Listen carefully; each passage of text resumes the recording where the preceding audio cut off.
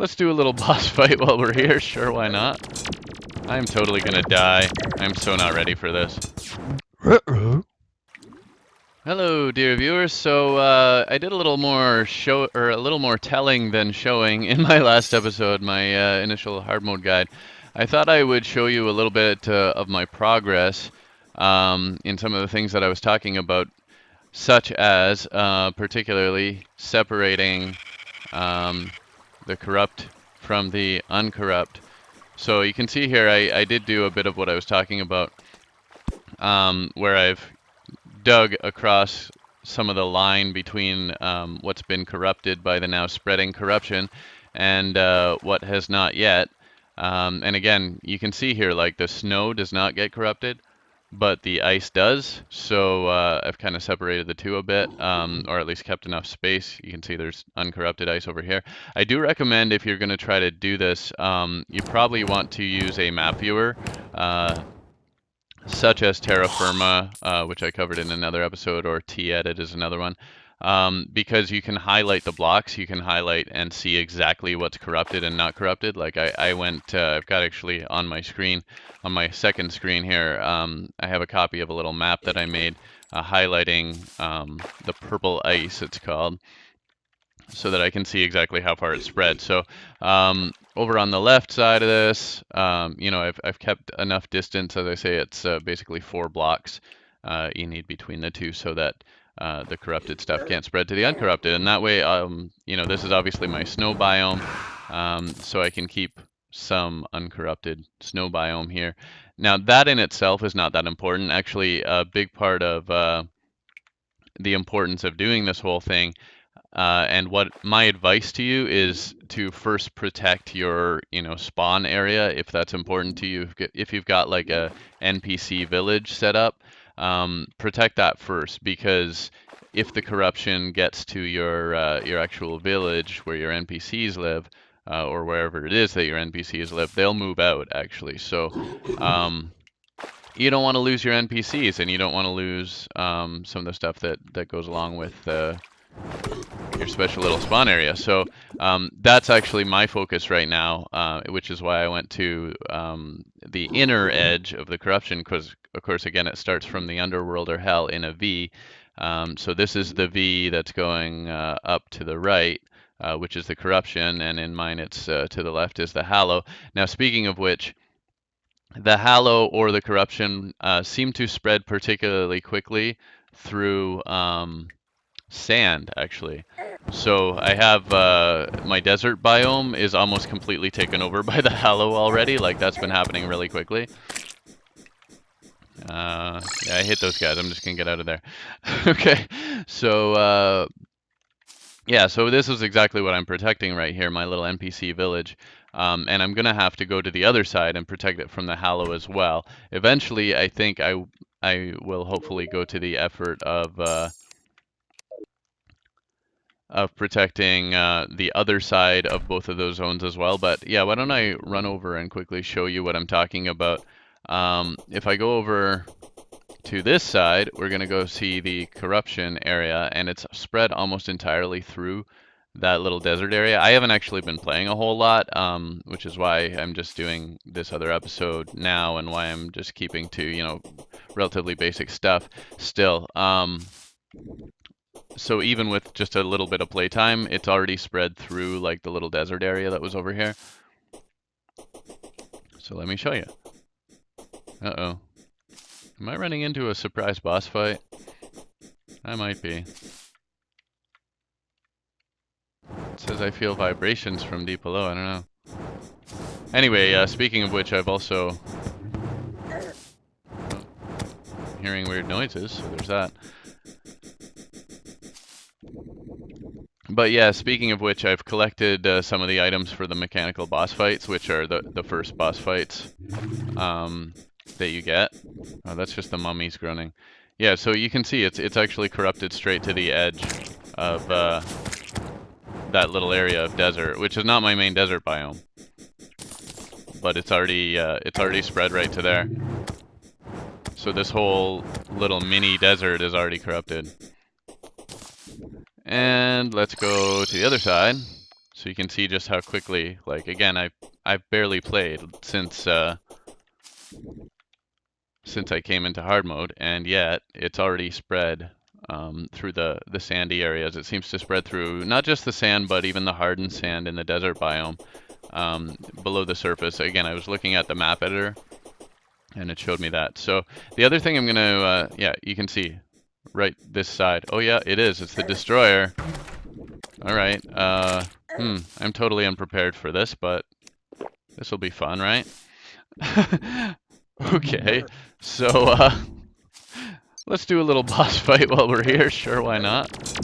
I'm totally gonna die. I'm so not ready for this.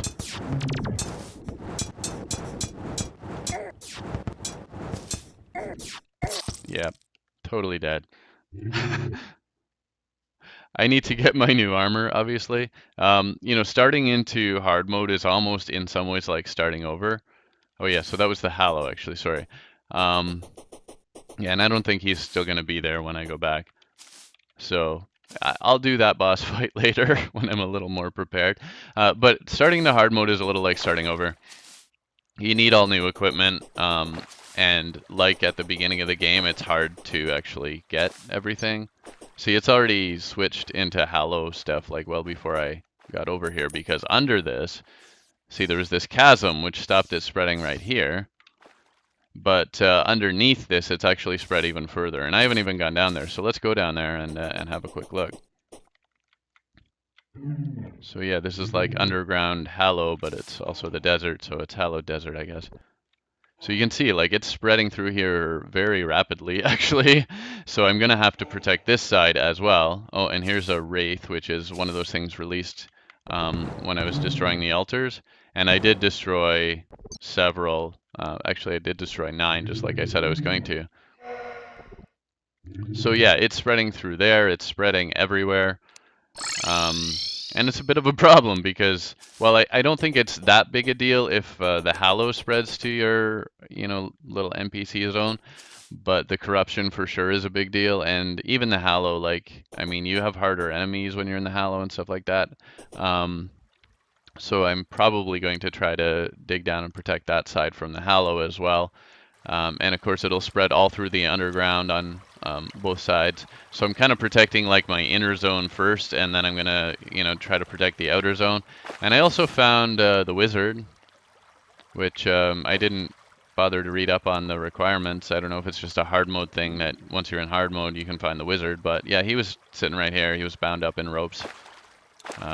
And I guess I don't have enough houses yet, so I've been neglecting to build houses because I'm kind of in a rush doing other things. So he doesn't have anywhere to move into, maybe. But anyway, he's hanging around there for now. So the other thing is that I'm trying to, and this is actually a mistake I made, I'm trying to mine for the new ores. I started trying to do that first, thinking, you know, the corruption, the hallo, they're not going to spread that quickly, right? So I don't have to worry about it. I'll just mine for some ores so that I'm better prepared, because there's all these hard new enemies, and you know, they're going to make it difficult for me. So why don't I get some new armor based on the new ores before I start mining more? And that was a mistake, because yeah, it allowed the corruption and the hallo to start spreading, and it also turns out that oh, I'm gonna die if I hang out there. Okay, so it also turns out that it's really hard to stop the corruption and the hallo from spreading. They spread really quickly, and so you don't really have time to go looking for the ores much right away. So I'm still rocking my pre-hard mode ores here. Eventually I'll get that achievement for being healed lots of times, right? I never used to use the nurse, but I finally started using the nurse because I'm trying to, you know, get down there quickly and make things happen. Pre-hard mode, I never bothered to use the nurse. I just sit there, you know, and heal up pretty quickly, right? So why spend money on it? But you get into hard mode and you need to do things quickly because stuff is spreading. So it's a whole new challenge. And I've collected a bunch of palladium ore. That's actually what I was just gonna show you there. is that I'm going to dig for a little more, and then I'm going to do my palladium armor, because I do need that too, and I've already collected enough that I'm pretty close to getting it. I'm hopefully going to do the orichalcum anvil, because that's the other thing that spawned in my world. And I want to show you those things. So first, I'm not going to bore you with me digging around too much, but I do want to show you one of the potions that's going to help you out a lot in case you haven't used it yet, because this was available all along. It's the Spelunker potion. So I'm going to use one of these, and there you go. You can see now where the ores are around you. So I'm going to go mine some palladium over there, and some palladium over there, and some palladium up there, and up there, and there's lots around, and then I'm going to show you the palladium armor. So I'll be right back. All right, so here we are. I actually just had a blood moon happen, which I don't know, maybe I should have showed you a bit of that, but it was obviously a little harder, quite a bit harder. Um, I also had a goblin army a little while ago, which I didn't think to record either while I was doing some of the work for this episode. And I have to say they're both much harder on hard mode, of course, especially when you don't yet have hard mode equipment. So getting back to what I was doing, let's make some hard mode equipment. So I've gone ahead and made 54 palladium bars. I also found enough orichalcum to make a couple of the critical things that I want to make there, not the armor yet. You may or may not have noticed I had already made a palladium pickaxe. So actually, first of all, let's go ahead and make the orichalcum anvil, because I'm going to need that. I don't need that for the palladium stuff, but I am going to need that in general. So let's go ahead and do that. We did that, and that's 12 bars that you'll need. 12 orichalcum bars. You can make the bars at your regular furnace. So I've got a shiny new pink anvil. All right, so we'll need to use that later, but just to show you, you do need that. I will also eventually be working on a titanium. Did I get adamantite or titanium? I forget which one, but whichever one. I'll be working on the adamantite or titanium forge. I don't have that stuff yet because I needed actually the orichalcum to get the stuff that I need to do that. So first of all, and you can see there are like various things here as well. You can make a chainsaw in place of an axe. You can do all kinds of interesting things. But what I'm mostly concerned with right now is doing the armor. So I'm going to go ahead, and this is the thing that I mentioned about hard mode armor, especially the ore-based armor. Many of the sets have not just one helmet, but in the case of the palladium armor, and in case of most of the other ones, you have you have 3 sets of headgear basically. So you can see right here actually, first of all, the breastplate itself is 10 defense. Let's go ahead and do that. So that's going to replace my meteor was only 6. The leggings are 8 defense. I'm going to replace my meteorite, which was only 5. But then you have a choice of headgear. So the mask is for melee purposes. That gives you an additional 14 defense on top of, so it's 18 for the breastplate and the leggings. So 14 plus 18, you get 32 in total. And you see it gives you bonuses to melee damage and melee speed. The helmet gives you only 5 defense in addition to the 18, so that's 23 total. You get, and that's for your ranged armor set. So you get increased range damage and increased critical strike chance, 9% each. And then there's the headgear, which is for magic. So if you're a magic user, you can do that. It gets even lower defense. It's only going to give you 21 in total, 3 for the headgear itself. 7% increased magic damage and critical strike chance, so I think that's 7% each, and then increases your maximum mana, which of course you want if you're a magic user.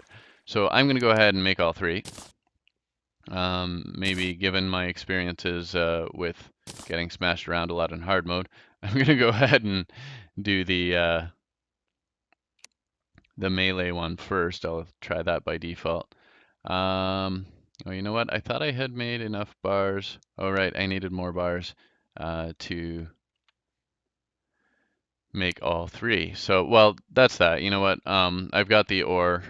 You get the idea. I'm not going to bother making all three right now, but I've got the ore. I will do that off episode here.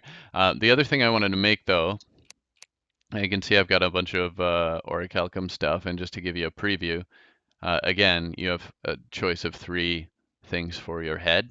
And same idea, the mask, which is for melee, the helmet, which is for ranged, and the headgear, which is for magic. And they just have, you know, a little bit higher bonuses, of course, because it's a higher tier armor. And yeah, that whole set, of course, is going to give you more. But here's what I wanted to do. You have a choice with, it was the same with the palladium. I chose the palladium pickaxe, but I could have made a drill because actually those are basically the same. With orichalcum, it's slightly different. You can see that, well, they both have the same pickaxe power and all that stuff. The difference, one difference is that pickaxes have a knockback if you're using them for melee, which you shouldn't be, but there is that drills don't have knockback, but pickaxes do. The difference here, though, is that the orichalcum drill is a little faster. So it doesn't actually say that in the stats here, but according to the wiki, it's like 50% faster or something. So I'm going to go for the drill in this case, so I can drill faster. But the main reason that I want one of those is so I can mine adamantite or titanium. Again, I forget which is in my world actually, but that's why I wanted that. Just like the palladium pickaxe before, it was necessary to mine the orichalcum. The orichalcum is necessary to mine the adamantite or titanium. So there you go. That's basically what I wanted to do and what I wanted to show you. So I hope you liked the video. I hope you enjoyed the episode. Oh, one other thing I wanted to show you actually. One thing that I got from the Blood Moon that's kind of funny. And you can see I've got a bunch of NPCs arriving because a lot of them died on the Blood Moon. So they're all hanging out here now. So I'm going to need to reallocate housing and stuff. But during the Blood Moon, I also got this, which is called a KO cannon. Forceful, so I got a good bonus or a good attribute on that. Yeah, shoots a boxing glove, 46 melee damage, so that's actually considerably stronger, at least in terms of the melee itself, than my beekeeper. Of course, the beekeeper sword does have the bees, so I'll see which one I end up liking better. But anyway, on into hard mode. And yeah, you're going to want to protect yourself from corruption and hallo spreading all over your world. And you're going to want to go looking for the new ores, upgrading all your equipment. There's lots and lots beyond that to do. So I've already got, let me show you here. I mentioned I've already got the items to summon 2 of the mechanical bosses. So I will be doing those boss fights when I'm ready to do so, because you saw me died the mechanical worm guy, whatever his name is. The Destroyer, is that him? Anyway, that's one of them. So yeah, lots to do, lots more boss fights, lots more equipment upgrades, and all kinds of interesting stuff coming. So again, hope you liked the video. Thanks for watching. Please subscribe if you haven't already, and I'll see you next time. Bye for now.